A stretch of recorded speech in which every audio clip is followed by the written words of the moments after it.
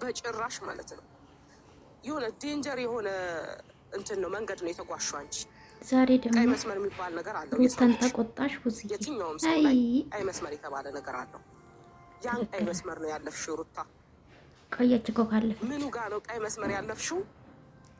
ቪዲዮ ቀርጻሽ ያለት ጠይቄሽ ነበር ካስታወሽ፣ በውስጥ ብዙ ብዬሻለሁ። እሱን አውርቼ ተመልሼ የሆነ ነገር አድርገሽ ከሆነ ልክ አይደለም ዋሸሽ።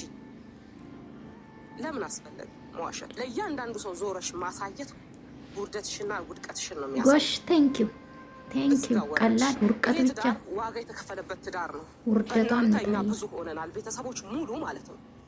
ታውቂያለሽ። ይሄንን ደግሞ ብዙ ነገር ሆነናል በእናንተ ፍቅር ምክንያት ብዙ ነገር ደርሶብናል። ግን ምን አለን? ምንም አላልን። ምን ደረሰብሽ እናቴ? ለምን ባልና ሚስት መሀል መግባት ከባድ ስለሆነ ዋጋ ስለሚያስከፍል የሚቀረው የገባው ሰው ስለሆነ ለዛ ነው ዝም ያልነው። ጃኒ የሚባለው ሰው ደግሞ ምን እንደሆነ አላማው አልገባኝም። ለምን እንደሆነ አላውቅም። መሀል ሰፋሪ ሆነ። እሷ ናት ያመጣችው። ዳኒ ምን ያርገው ብዙ ከዛም የማይሆን ከዛም የማይሆን እሷ ነው ወንድ ጎትታ የምታመጣ ሴትዮ። እሱ መሀል ሰፋሪ ሆነ። ለይልን። ወንድ ልጅ ነህ አንተ አይደል እኮ። የወንድ ልጅ ስሜትን ይገባሃል። ምን ያህል ወንድ ልጅ ማንነቱ ሲነጠቅበት አይወድም።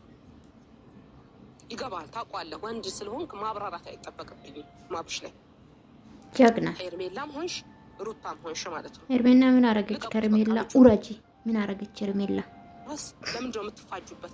የፉክክር ቤት ሳይዘጋ አደረ ይባላል። እናንተ አሁን የፉክክር እኔ አሸንፋለሁ እኮ ኡፌ አፌ ቁርጥ በል ብዙዬ።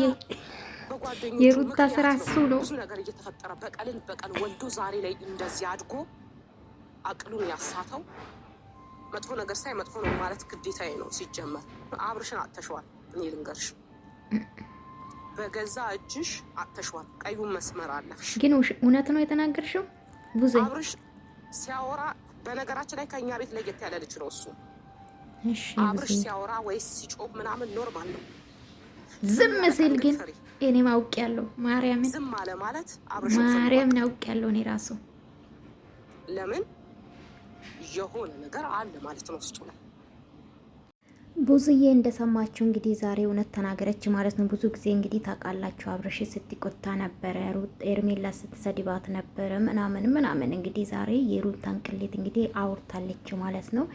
እንግዲህ በጣም እንዳዘነች አብርሽ። እኔ በነገራችን ለምን ብያቸዋለሁ፣ አንገት ደፊ ሀገር አጠፊ ይባል የለ አብርሽ ጸጥ ያለው ምክንያት አለው ብያቸዋለሁኝና ለማንኛውም የሷ ያወራችሁ ለማስመሰል የሚሆን እውነት የሚሆን ግን ትክክለኛ ነው። በነገራችን ለሩታ እኔ ነበር ማጨበጭብላት ባይሰው እግዚአብሔርን በብልጡና ፍቅሯን ትዳራን ብትመልስ እኔ ነበር ጀግና ምላት። ታውቃላችሁ እኔ አላስመስልም እንደሌሎቹና ግን ትክክል አይደለም የሰራችሁ ያለችው ያስተላለፈችው ያለችው ሜሴጅ ወይም ደግሞ የምታወራ አክቷ በቃ የሌለ ነው የምትኮፍሰው። ይሄ ነገር ነው የማይመቸኝ። ብዙ ጊዜ ታውቃላችሁ የሌለ በቃ ዩዲዲት ያለች ነበርና እንግዲህ ባለን በአደባባይ ያዋረደች